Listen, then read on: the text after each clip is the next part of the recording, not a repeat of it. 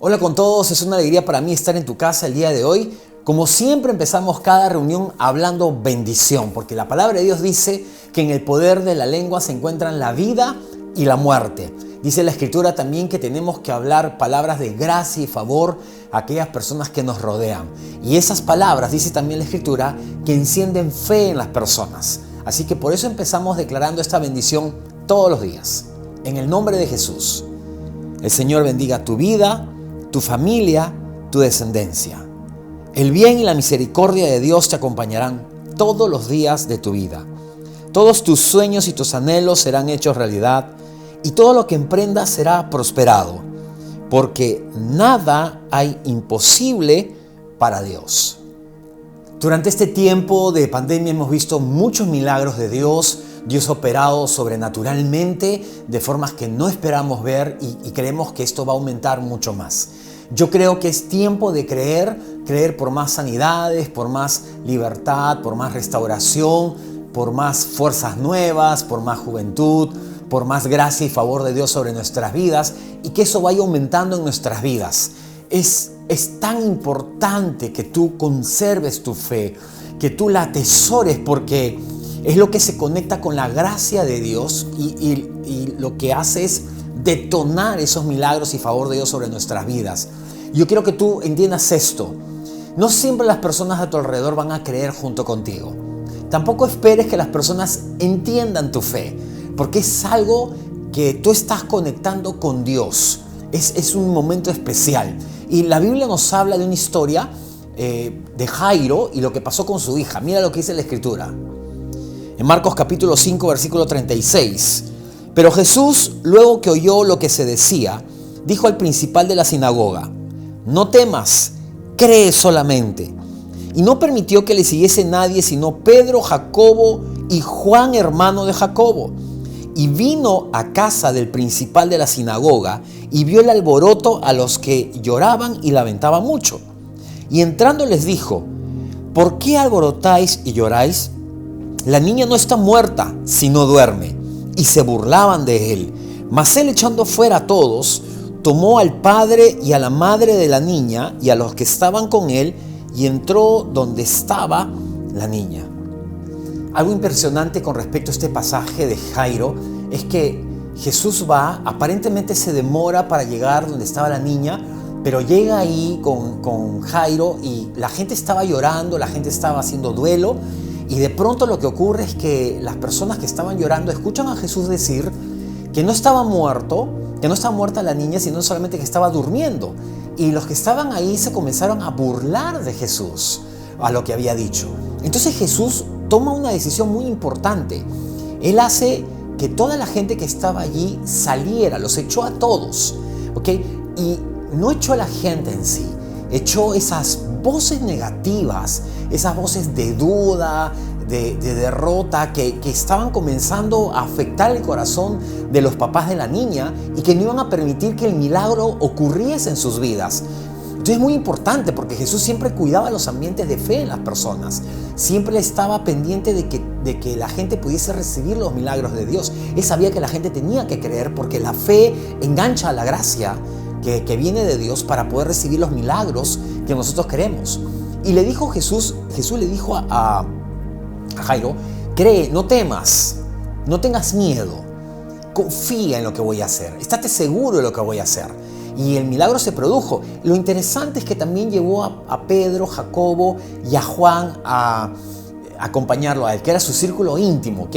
Pero hay un detalle interesante porque Pedro, que significa piedra, Jacobo, que significa transición, y Juan viene de la palabra gracia. Y esto nos habla de una transición de la gracia, de la ley hacia la gracia. Y en medio de eso se produjeron tantos milagros. Tanta gente fue liberada. En Israel nunca se había echado fuera demonios o espíritus inmundos hasta que Jesús llegó y lo hizo. Y esto fue en medio de la gracia. Así que cuida tu fe más que todas las cosas. Aleja todas las voces negativas que hay a tu alrededor, porque cuando tú estás camino a un milagro, tú tienes que cuidar tu fe. Ahora hay algunas cosas que quiero compartir contigo. Principios poderosos de fe. Estos principios de fe nos van a ayudar a nosotros a entender muchas cosas. Porque Dios quiere que tú puedas vivir esa vida sobrenatural, que puedas experimentar su gracia y favor de formas inimaginables. Y que tú puedas orar por los enfermos y que sean sanados, que tú puedas orar por familias y puedan ser restauradas. Y este texto nos va a ayudar a entender. Marcos capítulo 9, versículo 14. Cuando llegó a donde estaban los discípulos, vio una gran multitud alrededor de ellos y escribas que disputaban con ellos. Y enseguida toda la gente viéndole se asombró y corriendo a él le saludaron. Este pasaje empieza con esta escena, ¿no? Los discípulos estaban discutiendo con los fariseos. Un muchacho endemoniado no pudo ser libre, ¿ok? Y aquí viene el problema de la fe de muchas personas. Porque los religiosos van a cuestionar tu fe. Los religiosos van a debatir contigo con respecto a lo que tú creas. De cómo tú piensas, de cómo tú hablas, de cómo tú te mueves en fe. Los fariseos estaban discutiendo con los discípulos. Ellos estaban en un debate. Los religiosos, los fariseos estaban acostumbrados a hacer todo en sus fuerzas, a hacerlo en mérito. Ellos miraban todo lo natural, ellos no miraban nada de lo sobrenatural. Ellos no tenían puestos sus ojos en Dios, sino en sí mismos. Y los discípulos están en una discusión con ellos. Y el error de los discípulos fue discutir con ellos, hablar con los religiosos. Porque los religiosos comenzaron a quitar de ellos toda su fe. ¿Tú te imaginas hablando a los fariseos con ellos? Diciéndoles, no, pues tú no eres una persona apta para hacer milagros. Tú no tienes poder ni autoridad para echar fuera demonios. Mira, vienes de una familia pecadora. O mira todos los defectos que tú tienes. Porque los religiosos hacen eso.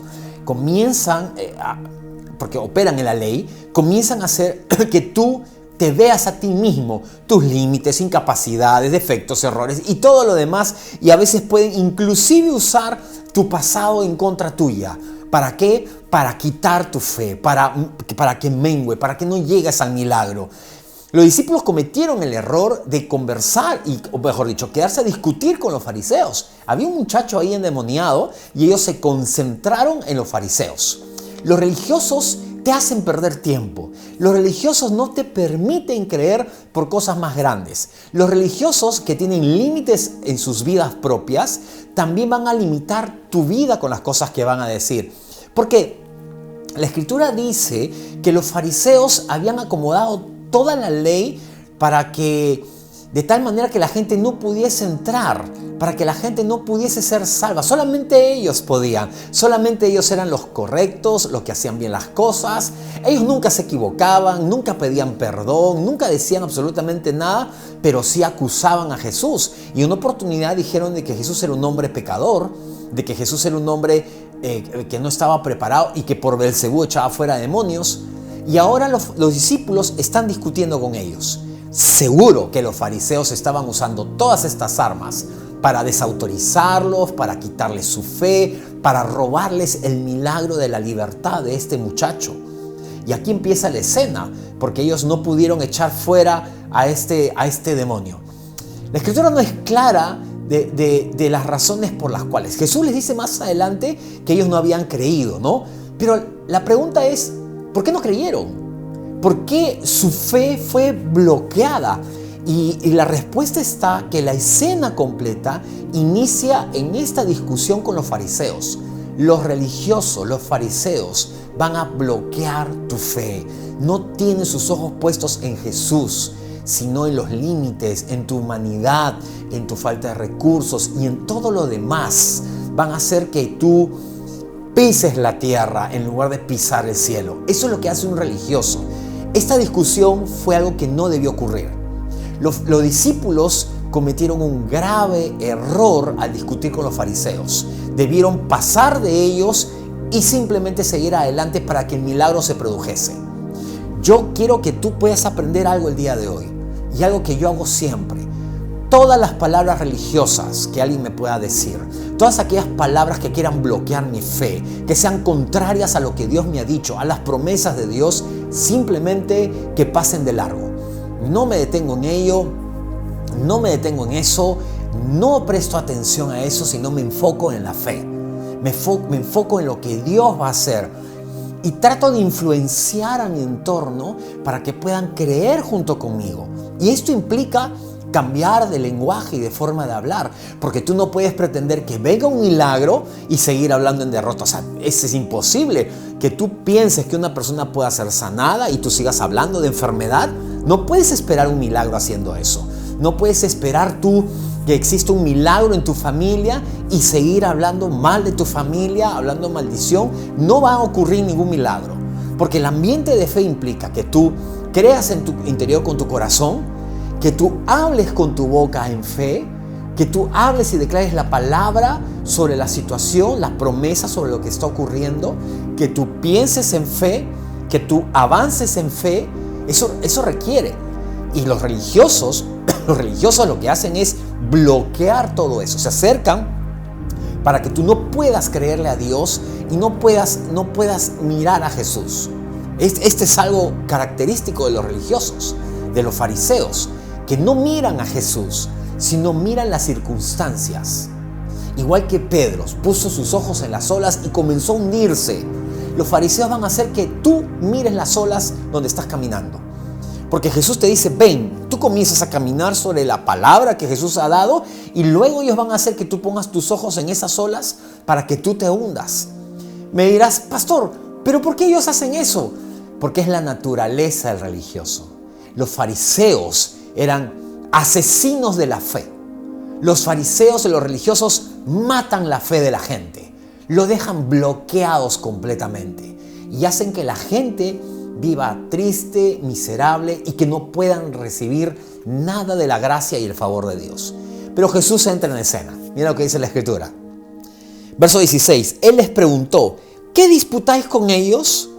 Y respondiendo uno de la multitud dijo, Maestro, traje a ti mi hijo que tiene un espíritu mudo, el cual donde quiera le toma, le sacude y echa espumarajos y cruje los dientes y se va secando. Y dije a tus discípulos que lo echasen fuera y no pudieron.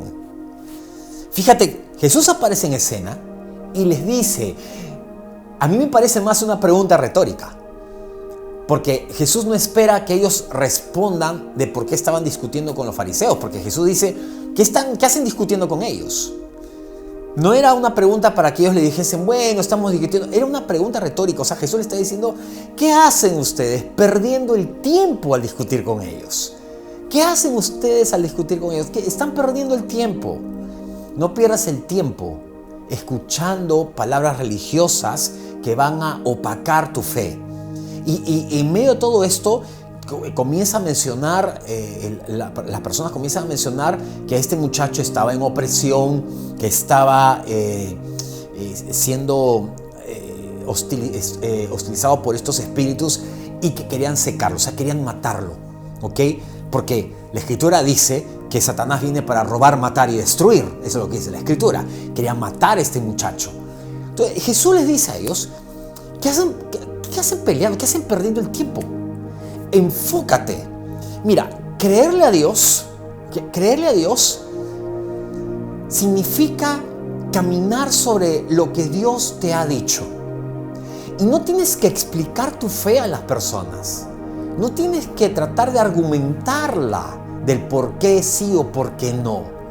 Porque tú eres el que has creído en tu corazón. Habrán personas que van a creer junto contigo. Eso va a ocurrir. Pero hay personas que no. Y no tienes que perder el tiempo argumentando tu fe con ellos, de por qué hablas como hablas, de por qué piensas como piensas, de por qué sientes como sientes. Cuando tú eres una persona de fe, vas a caminar en esa dirección y tienes que sacar del medio todas aquellas voces, palabras, personas que puedan afectar tu fe. Fíjate que cuando Jesús oró por los discípulos, Él no oró para que estén protegidos, para que los romanos no los lleven presos o para que tengan la provisión o comida. No. Cuando Él oró por los discípulos, oró para que no les falte la fe. Porque Jesús sabe que tu fe te engancha con la gracia y el favor de Dios. La fe no debe faltar. Todo puede moverse alrededor tuyo, pero con la fe tú puedes remontar cualquier situación. Amo este refrán que decía Kathryn Kuhlman cuando ella decía: creo en los milagros porque creo en Dios. Creer en Dios significa creer en lo que Dios también hace y en lo que Él puede hacer. Por eso ella siempre decía cuando empezaba su programa de televisión: yo creo en los milagros porque creo en Dios. Y me encanta, ¿verdad? Me fascina esta frase, porque esto nos habla de lo que Dios es capaz de hacer. Y en la religiosidad, ¿okay?, que es un espíritu religioso, lo que hace es bloquear la fe, bloquearla completamente, de tal forma que tú no recibas nada de Dios.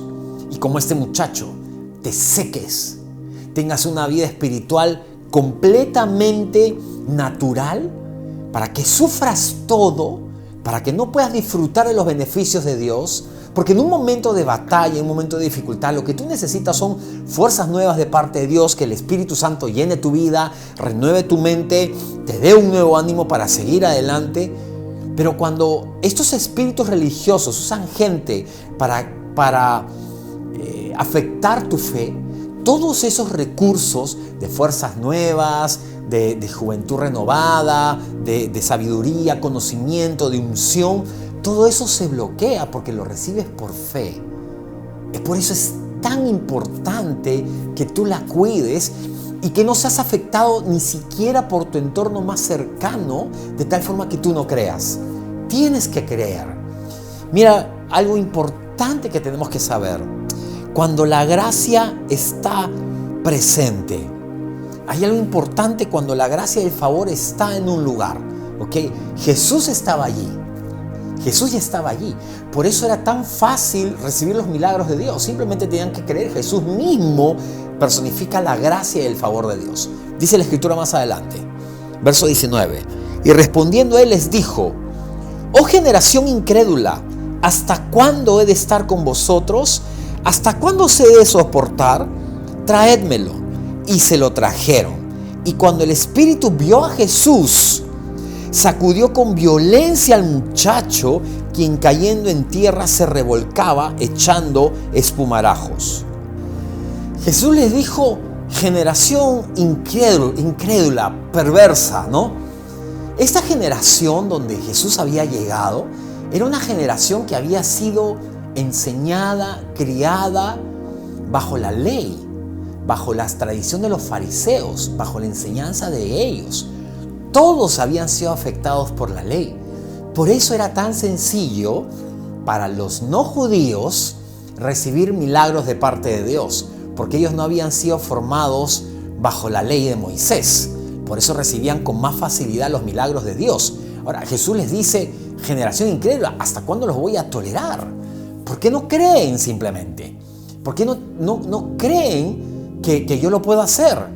Jesús muchas veces le decía a la gente que él sí quería hacer milagros, que quería bendecir sus vidas, pero había un conflicto en ese momento. Todo el ambiente era religioso, era muy fuerte. Los fariseos hacían oposición a Jesús en todo momento, y tú puedes darte que era una generación incrédula porque la gracia tampoco estaba presente en la vida de ellos, ¿no? Entonces los milagros tampoco llegaban. Era algo increíble lo que pasaba en sus vidas, ¿no?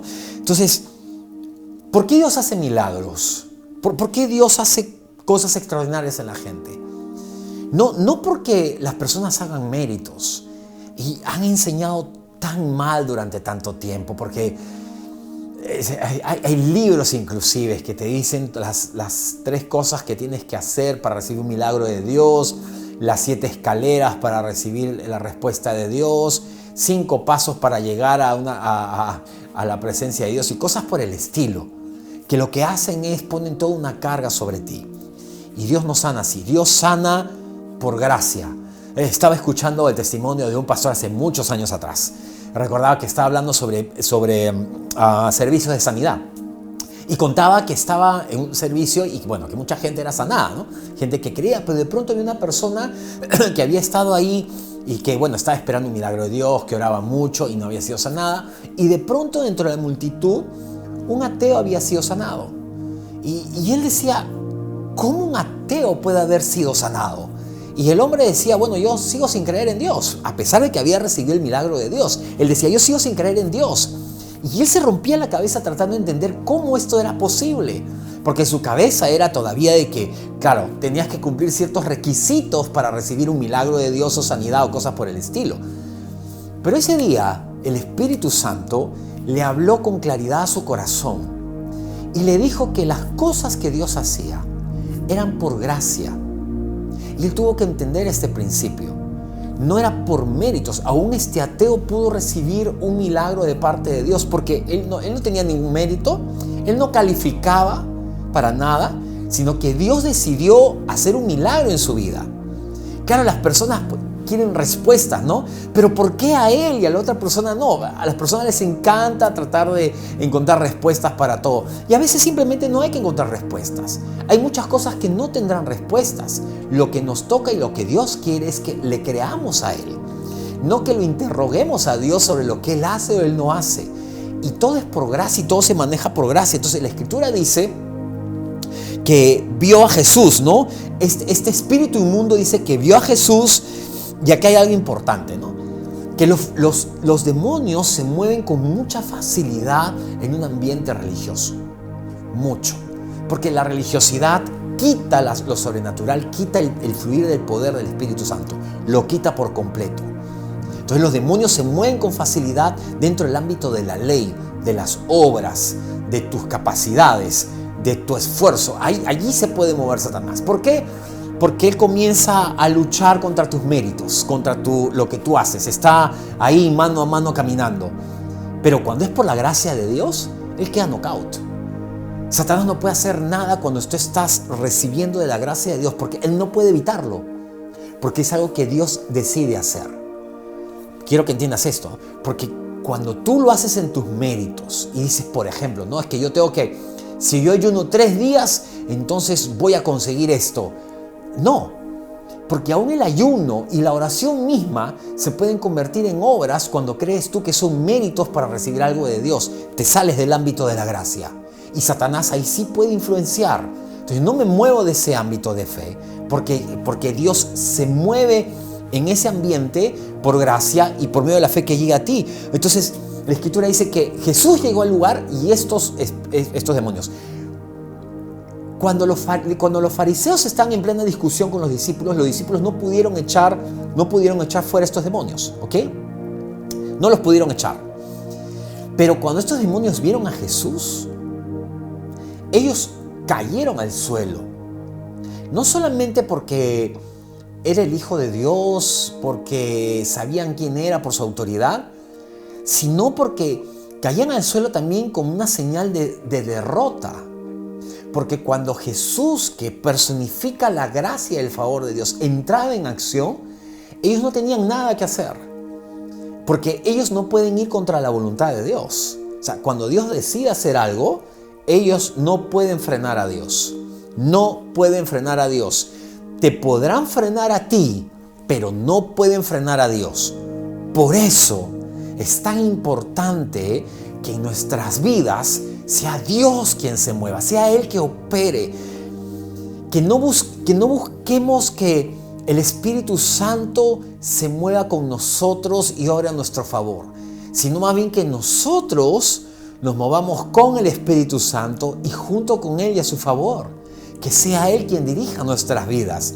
Allí no hay pierde. Satanás no va a poder hacer nada acerca de eso. Por eso es que mucha gente que está escuchando el día de hoy ha experimentado derrotas en sus vidas y ha preguntado, pero ¿por qué ha pasado esto si yo he hecho aquello, yo oro y hago estas cosas? Ese es el problema. Por eso has experimentado derrotas, porque has hecho esas cosas. Porque crees que esas cosas que has hecho son las que te permiten a ti tener un mérito para. Me preguntaba una persona el otro día, pastor, ¿por qué me está pasando aquello si yo estoy haciendo las cosas bien? Yo le dije, error. Por eso precisamente se abren puertas, porque tú comienzas a apoyarte en lo que tú haces en vez de lo que Jesús hizo. Porque los milagros se producen por la obra de la cruz en Calvario, no se producen por tu tiempo de oración, por tus buenas obras o por la buena persona que tú seas, en lo absoluto. Hay una pregunta importante que hace Jesús. ¿Puedes creer? ¿Puedes creer? cuando Jesús comienza a hablarle a ellos y le habla el papá y comienza a hablarle, cuando las personas dicen que es Dios quien envía las tribulaciones, que prueba la fe y todo lo demás, eso es lo que te deja fuera de, ¿no? Porque la Escritura dice que estos demonios eran los que esclavizaban a este muchacho y que Jesús venía para liberarlo. La Biblia no dice que Jesús había esclavizado a este muchacho, no, dice que Jesús venía para eso. Y luego este hombre le dice a Jesús: ten misericordia de nosotros. Y esta palabra me cautivó, porque esta palabra es la palabra griega splangizonomai, que significa cuando las entrañas anhelan. Y yo digo, wow. O sea, cuando tú deseas tanto algo, que lo deseas tanto, lo deseas desde adentro, dices, yo deseo esto con todo mi corazón, desde adentro de mi ser. Ok, la palabra misericordia significa anhelar desde las entrañas. Cuando este hombre le dice a Jesús: ten misericordia de mí, lo que está diciéndole a Jesús es: involúcrate en mi milagro, involúcrate en mi necesidad. Lo está diciendo es: Jesús, tú tienes que anhelar tanto como yo mi necesidad. Le estaba diciendo a Jesús: deséalo tú también desde tus entrañas. Deséalo desde tu corazón, desde adentro de tu ser, que mi hijo también sea libre. Esto significa la palabra misericordia. Tú le dices a Dios literalmente: Señor, involúcrate, por favor, en mi necesidad, por lo cual yo estoy orando. Esa misericordia derramada, dice, cuando Dios derrama su misericordia, cuando Él lo hace, lo que Él está haciendo es manifestar la forma como Él se involucra con nosotros de una forma tan poderosa, de una forma tan abundante. Por eso algunas personas, cuando dicen, bueno, si es la voluntad de Dios pasará esto, si es la voluntad de Dios, no, Dios dice que sí, que Él quiere hacerlo. Ahora mira lo que dice la Escritura, verso 23. Jesús le dijo: si puedes creer, al que cree todo le es posible. E inmediatamente el padre del muchacho clamó y dijo: creo, ayuda a mi incredulidad. Imagínate, algunas personas no saben que tú puedes tener fe, pero también puedes tener incredulidad a la vez. Tú puedes tener fe en tu corazón, estar creyendo, pero tener pensamientos que cuestionan esa fe. Y este padre tenía un conflicto, este papá tenía un conflicto en su interior. Creía, pero lo dice Jesús: creo, pero ayúdame en esta parte de mi incredulidad. Hay otra versión que dice lo siguiente, la Nueva Traducción Viviente, del verso 23. ¿Cómo que si puedo?, preguntó Jesús. Todo es posible si uno cree. Esta traducción es más exacta, ¿no? Jesús le dice: ¿cómo que si puedo? Por supuesto, Jesús dice hoy día: claro que yo puedo hacer, claro que puedo traer respuestas a tu vida, claro que puedo hacer milagros, no hay ningún problema con ello, claro que tengo. Tú tienes que confiar que Jesús tiene todo el poder para eso y tú tienes que fluir en fe. Dice la Escritura, verso 25.